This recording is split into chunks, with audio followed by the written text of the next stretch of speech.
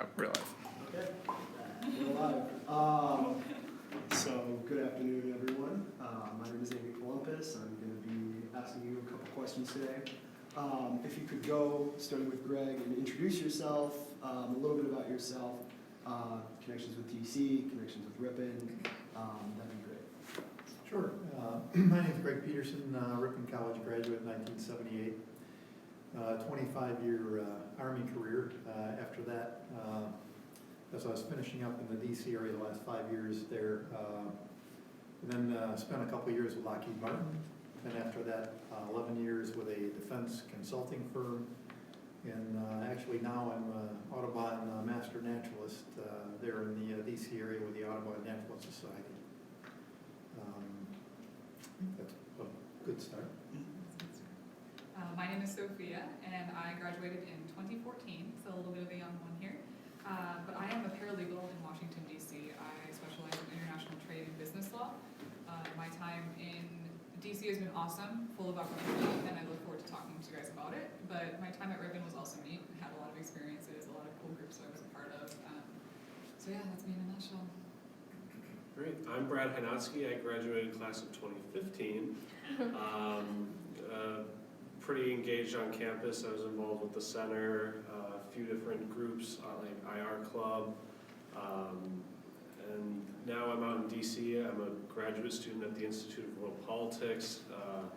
I've interned in a few different offices around DC, both in government and outside of government, and so really just looking forward to helping some of you guys who are looking out towards DC and kind of showing the beginning steps on how to get you out there.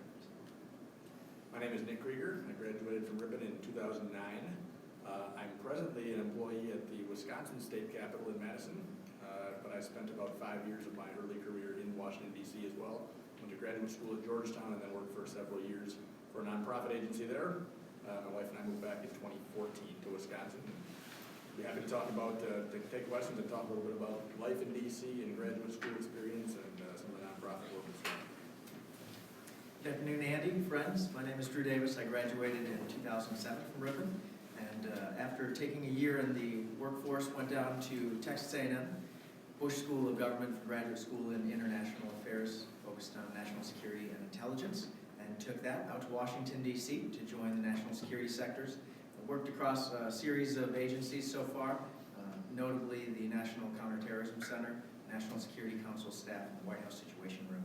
So happy to, as well, talk about how to go from the wonderful Midwest out to the East Coast, the metropolitan area of D.C., and all the steps along the way that it might take to get. Thank you all for that.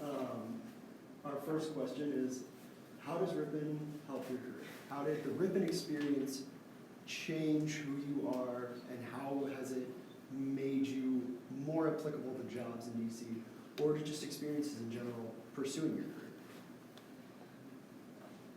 I guess I'll start as the newest guy out in DC. The biggest advantage I had coming out of Ripon is my ability to write, and I've echoed this in a lot of conversations we've had today. But a lot of my graduate school just started a new class to teach people how to write. And so it's a big issue coming from other schools that some students don't have that skill set. And coming out of Ripon, they do a really good job in preparing you on how to, we do a number of papers and very few Scantron type ABC tests. And so that really develops your writing skill. And I think that's the greatest asset I had coming out of Ripon. For me, it was two different things. The first is this idea of a moral compass. We'll learn pretty quickly that the East Coast is very different from that of the Midwest. And it's a beautiful thing, right? Every place in the United States should be different. But coming from the Midwest with a moral compass and knowing who you are and being polite, those simple things really actually shine through in the industry. Your employers will notice right away, this person has a beautiful personality. So the first thing I would say would be that, but more in tune with Ripon College in particular is this idea of critical thinking and writing. Answering a prompt, understanding what it's like to write a 45-page brief on why China needs to have its lumber in the United States. Being able to answer a question and understanding components of how to answer a question through critical thinking that I got at Ripon College is paramount in what I experienced.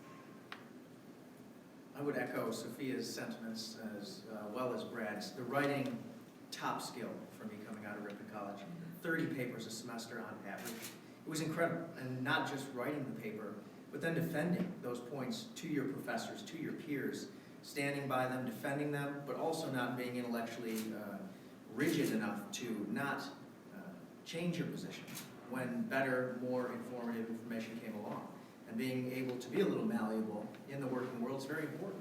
The information comes in so quickly, things change so quickly, and you can't just stand your ground for the sake of standing when you need to modify. And Ripon gave me the confidence to be able to do that, to know that it was right to do that. And the confidence with examining the world through that moral, that ethical lens, being a part of the ethical leadership program here at Ripon was incredible. I approach every problem set with a critical thinking lens of how ethical is this? How legal is this? Those are the first two thoughts that cross my mind on literally every project I'm working on. I would just echo the same things that you guys already mentioned, but for me it was even more basic than that. I came to Ripon as a freshman thinking I was going to be a math major and an engineer. I stuck with the math major, which I think helped develop the critical thinking skills as well. But just the broader point of a liberal arts degree, where you have the opportunity to be exposed to things that you didn't think you were going to be exposed to. I discovered I liked politics as a sophomore in college with a beloved professor here. For me, it was that simple. I mean, I didn't know that I would go into that career field until I got to Ripon and tried it. But absolutely, the writing skills and thinking skills students learn here are very important. So I departed here with a biology degree and immediately went in the Army and had to learn about computers. So I think what Ripon allowed me to do is that critical thinking, being open to a wide range of different things. It also served me well as a consultant, as we had new industries coming with new technology, and they wanted to express what it was, the ability to express what it did for people simply, critical thinking about how it did that. But then even more importantly, spending 5 years in the Pentagon, every day it's a short knife fight for your budget. And so you can be very hostile and try to protect your resources that way, or you can have civil discourse in the business of being able to intellectually justify and explain what would happen if you had X more of this or X less of that, and do it in a civil way actually help win the day very often. It's just being able to look at things and analyze and express, what would happen or what wouldn't happen. I think that helped a lot, and constant changes over time allowed me to be able to figure that out. Just to branch off one of the topics that I keep hearing talked about, Greg mentioned it, Drew mentioned it, civil discourse. How big of a role did any classes at Ripon, if there are any in particular, play a role in developing your ability to sit down and talk with someone, especially like across the aisle in certain cases, or who has differing views from you in a very polite and respectful way? So, how did Ripon affect that? It was exciting being a politics major as well as a religion major, because you're talking about two of the most sensitive issues, right? They say never sit down at the dinner table and talk politics and religion. And I just went from one class to the next doing all of that. And these are very passionate issues for people. You are very ideologically grounded in your political ideology and or raised with a faith or converted to one that is very near and dear to your heart, so very sensitive. And it's very easy in most environments in society to kind of forget yourself, to lose track of what exactly is happening here. But the faculty at Ripon, the staff, the way the curriculum is structured and the atmospherics in the classroom just, really are always reminding you, this is about civil discourse. Listen to the other person, hear what they have to say, and if they're making a cogent argument, perhaps you'll be persuaded by it. I walked out of class several times thinking, oh, you know what? That lady made a great point, and I think I need to modify my stance just a little bit because I had never thought of that. And she brought that perspective because she came from a different part of the world, a different socioeconomic class, a different religion. The diversity of viewpoints in the classroom at Ripon was incredible for being a rural Midwestern college. And it really set me up for success moving out to an urban environment where I was then immersed in and surrounded by those same diverse viewpoints. With law, it's either point A or point B. Many people aren't really interested in what you have to say. They know their side, and that's going to be the end of that. I I think there's a level of respect and understanding that you ultimately harvest from Ripon College, right? And in order to understand another side, you need to respect and understand the person that you're speaking to, which oftentimes is what makes, humble brag, my law firm really understandable when it comes to litigating, in the sense of we are willing to listen to your side. We're not going to sit here and preach to you why you're wrong, but at the same time, we both have things that we need to accomplish, right? So this idea of not only respecting the other individual, but this idea of open-mindedness and already being willing to listen is one step that I've learned from Ripon College in general, right? Is this open, respectful discourse, and it's imperative. It's imperative to understand, it's imperative to live, and it's imperative to work in. Same viewpoint here. I mean, I think that in my job in the Wisconsin legislature, my job depends on some of all of it. I mean, I got to be an expert on a certain topic to be persuasive, to be looked at to be the leader on a given topic, perhaps that our office is interested in. Then I got to persuade people and convince other people of various political persuasions that our idea is a good idea. We got to persuade people outside the legislative branch that our idea is a good idea. We're constantly working back and forth with the public to improve upon ideas, accept feedback, look for feedback on ideas. So all the things you guys mentioned already, I mean, that's a daily occurrence in my job is working with, again, the critical thinking and the persuasion, communication skills are a daily occurrence. One thing I actually wanted to question you guys on is, did Ripon force you to diversify? So Drew talked about his religion and politics experience. Nick, you talked about politics now. And I know, Greg, you talked about biology and then right into computers. So did Ripon help you form a base of ability to where you could move into a different field and then learn something new? So if anyone would like to respond to that. It's fair to say that it allows you to have confidence that you can adapt, that you have the intellectual skill set to look at something and figure it out. And what you find out anywhere in DC is you can usually make a mistake as long as you don't make it twice. So you learn from what problems you may have, and as long as you don't go back and repeat it. And then the other thing is to solve problems, you come about it in a systematic way. So what made that happen, then go back and you find a way to fix it, as opposed to just say, well, we're not going to do that again. We're not going to do that again, and here's what we're going to do to solve that. These things sound very basic, but you'd be surprised. In the professional field, you come across people who aren't willing to budge, who aren't willing to even listen to you or shake your hand because you have a different thought. So while it may seem that we're all saying the same thing and that it's common sense, it really is a rarity, this ability to act in civil discourse and just to be polite. Yeah, to cross so many industries in DC, from the political side or the national security side, all of the sectors. Greg, you made a great point in noting Ripon sets us up well to think about how to think about a problem set. We certainly walked away with a degree of substance and expertise in each of our majors, but most importantly, I think we were given a paradigm about how to approach a problem, the core questions we should be asking, the real underlying issue and how to get to the bottom of it. And that sets you up for success in any industry. You learn when you have this discourse, you don't attack the person, you attack the issue. And when you do that, then people begin to think about what it is that is the issue and don't lose track of where you started. I was going to say that's particularly important, especially as somebody new coming to DC. You need to build a professional network out there. And so this idea of civil discourse and the ability to be accepting and open to other points of view really comes across in the everyday connections you're going to make. Nobody's going to recommend you for a job or give you other contacts to reach out to if they see you as closed-minded or bullish. And so having that skill set from our classes here, from what our professors demand of us, really teaches you on some level an interpersonal way to connect and create your own network out in DC, which is a skill that is invaluable. Current students should understand that breaking down issues, breaking down prompts, the breaking down of something is critical to understanding.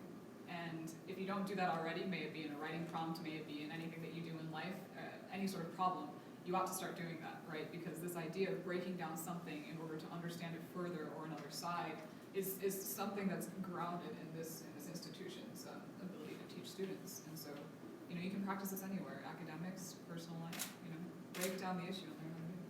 To your question about diversity, and I think that there's a time and place for being principled and taking a principled stand. That's admirable, and even folks in a cutthroat environment will find that admirable if you're taking a principled stand on a moral point. You can also be principled and take a principled stand and be malleable on the policy that converts the principle into an actionable idea. So I think those are two different things, and you can do both. You can be principled and talk with someone who has a totally different viewpoint about what to do about the principle. And there's room for both. The scariest situation you may come up against, having come out of here, is you have a boss and you disagree with the boss. You can be silent, but then they may make the wrong decision. So it gives you the courage of your convictions. It gives the ability to express something clearly, and then they can make a decision. The epitome of all of this is the idea of confidence, right? The idea of confidence, building a confident person, and that's what this college did for me too. I mean, if anything, in all of my experiences here, I became a confident individual. You can't do that, and you can't argue well unless you truly have a firm understanding as to who you are and what the subjects are. Moving on from that topic, since we did such a great job discussing it just now. Talking about Brad's point, professional networks. So obviously, DC, you need a professional network. How did Ripon set up a professional network for you to reach out to? And then how did that help you establish your own professional networks in DC? If I could go first, Ripon does a really good job putting you in contact with your professors. Even as a freshman coming in, you have the advantage of being able to create a relationship with you and somebody who is an expert in that field. And for me, having that relationship with professors I know this alumni who's out here who's doing these things, reach out to them, and you can that's really a good way to start your network is here at Ripon. You can start a DC network here and without having to ever go to DC. And I think that was very valuable. And then once you get out there, it's this alumni, I think I know somebody who is either at that office or who used to be, I might have an email address laying around, and then that's where you really start the connections. It all starts here. And I think Ripon is one of the very few schools that you can really build a very close relationship with that professor or with that staff member, and you can just build off of that. So my advice to the students is get to know your professors. They're a very good resource for you to have. Yeah, the actual skills, the savviness of the networking that I witnessed as an incoming freshman really caught my eye. The staff and the faculty introduced themselves, they met my family and I, and then weeks, months later when I returned, remembered us and brought a very real personal sense into that networking environment. And a college is a microcosm of society. And you've got your peers, your fellow students, and you've got your faculty and the staff, north on your compass who could be your managers in the real world that you're responding to. But when everyone is so fond of each other in a civil discourse environment, an intellectual environment, where you're remembering who people are and that they have a story, that you know what, Greg and Greg's family are dealing with some real challenges right now on the personal front, and that's a real pressure that he's going to bring into the classroom or that he's going to bring into the working world. You start to humanize the interactions that you have in a professional environment. Now all of a sudden you're connecting in a very real way with people, and they are responding, as Sophia said, in kind, in a way that is going to benefit you, certainly professionally, but that's not the intent. The intent is to be that good ambassador of Midwestern value, of liberal arts education, and to use those skills to share with others what your experience has been, and hopefully they'll continue to pay it forward and improve the world one handshake and one introduction at a time. Many people think that networking in the district is as simple as handing a business card to someone, and that's it. There's no ethos, there's no pathos. They only expect something from you. They ask it right away. They don't build a relationship. And I think this idea of building a relationship was something that I gathered from Ripon College. I had opportunities where, when we were going through a new presidential search, I got to meet all the candidates, and I got to portray my opinion, and I got to build relationships with, everyone, not even my fellow students, but also administration and faculty. And having that opportunity from Ribbon, coupled with you know, our career development office connecting us with alumni in the district, plus our own efforts as now a DC alumni group, which is amazing, the things that we're doing, even being here, there really is this idea of wholesome relationships that are established, because not only do we want to help you and like we want to see you succeed, but we also hope that you have enough effort and likability to want to get to know us and get to know the district and get to know everything that we do. It's a relationship. It's not what can I do for you and what you can do for me. And that's what sets this entire institution and us apart from the East Coast, this ability to have a relationship. So I'll flip it a little bit too. So I'm a digital immigrant, so things weren't as interconnected back in the day, but over time, what we did have when we left was this familiarity and warmth and ability to communicate back to the college, but it goes the other way too. The college now knows that they can reach out to us, and then we can then help them further extend their reach in terms of the wonderful tools like LinkedIn these days. So we can now act as a conduit, but there's that familiarity and the knowledge that they know they can reach out to us, and we can help find somebody if we don't know the answer, because that's the classic answer. I don't know, but we'll find out is a great answer, and we're there to help with that. Okay, and then since we're wrapping up on time, let's end with a bit of a lighter question. What is something that students who are looking to go to the District of Columbia should know before they get there? Travel tips, is the Metro on fire? I'd book about that, couldn't we? Anything like that that you can think of that students like myself, like my peers behind me, should know as they consider venturing forth to our nation's capital? The happy hour experience. I mean, it is very quintessentially DC. The business of the nation happens over happy hour, and there are several every day of the week. The networks that come together are incredible, but we are workaholics. We love to work, and then we like to get out of work and talk about work. But it's a lot of fun to constantly rehash the ideas, the policies, see how we can refine them, take those ideas back to work. And so just coming out to DC knowing that we're all in it to win it, and we're constantly surrounding ourselves with ideas and solutions. We're discussing the challenges and the weak points. That's everywhere.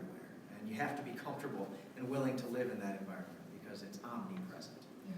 I would say as you go about DC, you can usually find at least one place a week to get a free lunch at.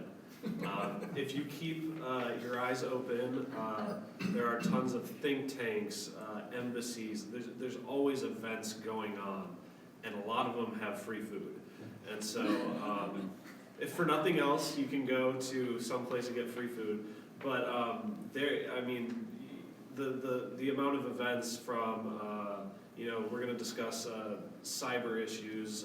We're going to discuss naval issues. You can find an event that will ring your interest in any way. And so keep an eye out for those.